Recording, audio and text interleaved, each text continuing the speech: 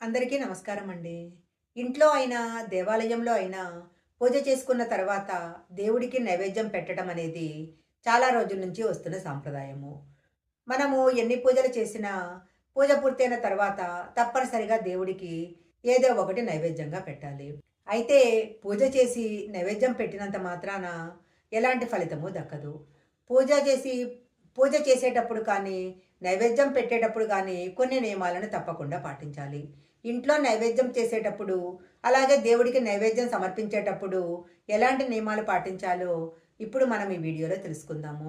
ముందుగా ఒక చిన్న రిక్వెస్ట్ అండి. మీరు గనక మొదటిసారి మా ఛానల్ చూస్తున్నట్లయితే వెంటనే సబ్స్క్రైబ్ చేసుకోండి. పక్కనే ఉన్న బెల్ ఐకాన్‌ని యాక్టివేషన్ చేసుకుంటే మేము పెట్టే వీడియోలన్నీ కూడా మీకు ముందుగానే నోటిఫికేషన్‌గా వస్తాయి. ఇక లేట్ చేయకుండా దేవుడికి నైవేద్యం పెట్టేటప్పుడు ఏ నియమాలు పాటించాలో ఇప్పుడు మనం తెలుసుకుందాము. దేవుడికి నైవేద్యం పెట్టేటప్పుడు కొన్ని నియమాలను తప్పకుండా పాటించాలి. అప్పుడే మనము దేవుడికి పూజ చేసిన పుణ్యం దక్కుతుంది. ఇంట్లో పూజ చేసేటప్పుడు దేవుడికి ఏ నైవేద్యం పెట్టాలి? దేవుళ్ళకు నైవేద్యం పెట్టేటప్పుడు ఎలాంటి నియమాలు పాటించాలి? మనము నైవేద్యాన్ని తయారు చేసేటప్పుడు ఎలాంటి జాగ్రత్తలు తీసుకోవాలి? మొదలైన అనేక విషయాలు ఇప్పుడు తెలుసుకుందాము. దేవుడికి నైవేద్యం సమర్పించేటప్పుడు నైవేద్యాన్ని తయారు చేసే విషయంలో చాలా జాగ్రత్తలు తీసుకోవాలి. శుచి, శుభ్రతగా ఉండాలి. దేవుడికి పెట్టే నైవేద్యము ఎప్పుడు వెండి, బంగారము లేదా రాగి పాత్రలో మాత్రమే పెట్టాలి. ప్లాస్టిక్కు, స్టీలు లేదా గ్లాస్ గిన్నెలలో నైవేద్యాన్ని ఎప్పుడూ పెట్టకూడదు. వేడిగా ఉన్న పదార్థాలను దేవుడికి నైవేద్యంగా పెట్టకూడదు. అలాగే చల్లగా ఉన్న పదార్థాలను కూడా పెట్టకూడదు. కొంచెం వేడిగా ఉన్న పదార్థాలను దేవుడికి నైవేద్యంగా పెట్టాలి. పరమేశ్వరుడికి పూజ చేసుకున్న తర్వాత తీపి పదార్థాలను సమర్పించకూడదు. ఈశ్వరుడి పూజలో బిల్వపత్రాలు, పాలు, పెరుగు, తేనె, నెయ్యి వంటి వాటిని ఎక్కువగా సమర్పించాలి. సోమవారం పూజ చేసిన తర్వాత దేవుడికి పెట్టే నైవేద్యంలో తీపి పదార్థాలను నైవేద్యంగా పెట్టకూడదు. మనం దేవుడికి నైవేద్యం పెట్టిన తర్వాత ఒక్కొక్కసారి నైవేద్యానికి చీమలు పడుతూ ఉంటాయి. దేవుడి నైవేద్యానికి చీమలు పడితే అదృష్టం పట్టబోతుందని అర్థము. ఇలా గనక చీమలు నైవేద్యానికి పట్టినట్లయితే త్వరలో మీకు ఆర్థిక కష్టాల నుంచి విముక్తి లభిస్తుంది. అలాగే ఇంట్లోకి లక్ష్మీదేవి అడుగు పెడుతుందని కూడా సంకేతము. అయితే అయితే దేవుడి పూజ చేసి నైవేద్యం పెట్టిన తర్వాత దేవుని గదిలో తప్పనిసరిగా ఒక గ్లాసుతో నీళ్లు కూడా పెట్టాలి. ఒక విధంగా చెప్పాలంటే పూజా గదిలో తప్పనిసరిగా తీర్థం ఉండాలి. ఒక రాగి కలశంలో నీళ్లు పోసి ఆ రాగి కలశాన్ని పూజా గదిలో ఉంచాలి. పూజ పూర్తయిన తర్వాత రాగి కలశంలో ఉన్న నీటిని అందరూ తీర్థంలా తీసుకోవాలి. రోజు పూజ చేసేవాళ్ళు దేవుని పూజలో కనీసము ఒక చిన్న బెల్లం ముక్కైనా సరే నైవేద్యంగా పెట్టాలి. ప్రతిరోజు ఇంట్లో పూజ చేసుకునేవారు కనీసం ఒక చిన్న బెల్లం ముక్కైనా సరే దేవుడికి నైవేద్యంగా పెట్టాలి.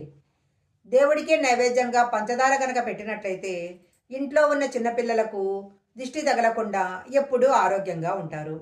పటిక బెల్లం దేవుడికి నైవేద్యంగా పెడితే మంచి ఆరోగ్యం లభిస్తుంది. శుక్రవారం రోజు లక్ష్మీదేవికి పూజ చేసి బెల్లంతో తయారు చేసిన పాయసాన్ని కనుక నైవేద్యంగా పెడితే అమ్మవారి యొక్క అనుగ్రహము తప్పకుండా లభిస్తుంది. ముఖ్యంగా ఆర్థిక సమస్యలతో బాధపడేవారు ఇలా గనక చేసినట్లయితే ఆర్థిక సమస్యలన్నీ తీరిపోతాయి. శుక్రవారం రోజు లక్ష్మీదేవికి గులాబీ పూలతో పూజ చేసినట్లయితే ఆర్థిక కష్టాలు తొలగిపోతాయి. ప్రతి శుక్రవారము ఉదయమే తలస్నానం చేసిన తర్వాత తులసి మొక్కకు పూజ చేసి పచ్చిపాలను గనక నైవేద్యంగా పెట్టినట్లయితే తప్పకుండా లక్ష్మీదేవి యొక్క కటాక్షం కలుగుతుంది. శివుడికి కొబ్బరికాయ, అరటిపండ్లు, మారేడు శివుడికి కొబ్బరికాయ, అరటిపండ్లు, వెలగపండు నైవేద్యంగా పెట్టి మారేడు దళాలతో పూజ చేస్తే కుటుంబం పైన శివానుగ్రహం ఎప్పుడూ ఉంటుంది. దేవుని పూజ చేసేటప్పుడు మామిడి పండ్లను గనక సమర్పించినట్లయితే సొంతింటి కల తొందరగా నెరవేరుతుంది. మంగళవారం రోజున ఆంజనేయ స్వామి పటం ముందు 21 తమలపాకులను ఉంచి పూజ చేస్తే మీరే కోరిక కోరుకున్నా తప్పకుండా నెరవేరుతుంది. బొజ్జగణపయ్యకు కొడుములంటే చాలా ఇష్టము.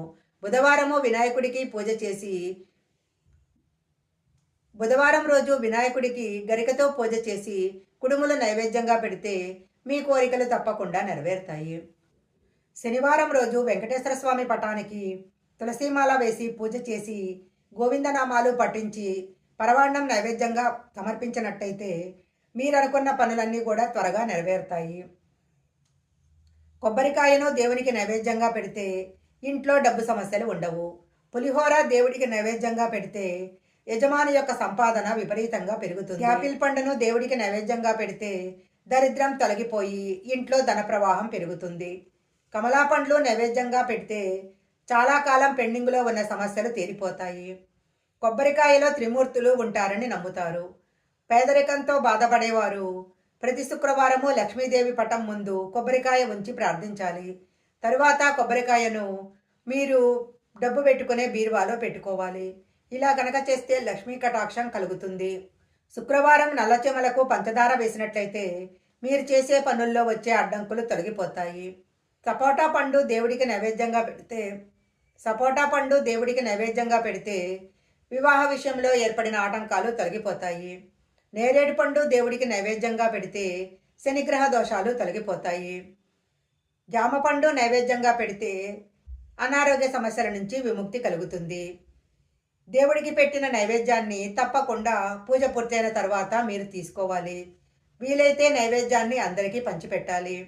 దేవుడి నైవేద్యాన్ని ఇతరులకు పంచిపెట్టినట్లయితే పూజ చేసిన వాళ్లకు మరింత శుభ ఫలితాలు కలుగుతాయి. దేవుడికి నైవేద్యం పెట్టేటప్పుడు మధ్యలో నీళ్లను చల్లుతూ ఉండాలి. బయటకున్న వంటకాలను ఎట్టి పరిస్థితుల్లో దేవుడికి నైవేద్యంగా పెట్టకూడదు. నిలవ ఉన్నవి పులిసిపోయిన పదార్థాలు దేవుడికి నైవేద్యంగా పనికిరావు. నైవేద్యం పెట్టిన తర్వాత తప్పనిసరిగా హారతి ఇవ్వాలి. ఎవరైతే దేవుడికి నైవేద్యం పెట్టి తర్వాత హారతిస్తారో వాళ్లకు ఎవరైతే దేవుడికి నైవేద్యం పెడతారో వాళ్లే దేవుడికి హారతి ఇవ్వాలి. నైవేద్యం పెట్టిన తర్వాత 5 నిమిషాలు అలాగే వదిలేసి పూజా గది నుంచి బయటికి వచ్చేయాలి. ఇలా చేస్తే దేవుని యొక్క చల్లని చూపు నైవేద్యం మీద పడుతుంది. ఈ వీడియోలో చెప్పిన విధంగా దేవుడికి నైవేద్యం గనక సమర్పించినట్లయితే మంచి ఫలితాలు వస్తాయి. ఈ వీడియో గనక మీకు నచ్చినట్లయితే లైక్ చేయండి, షేర్ చేయండి. ఇలాంటి మరిన్ని వీడియోల కోసం మా ఛానల్ సబ్స్క్రైబ్ చేసుకోండి. పక్కనే ఉన్న బెల్ ఐకాన్ని యాక్టివేషన్ చేసుకుంటే మేము పెట్టే వీడియోలన్నీ కూడా మీకు ముందుగానే నోటిఫికేషన్గా వస్తాయి. మరొక మంచి వీడియోతో మళ్ళీ కలుసుకుందాం.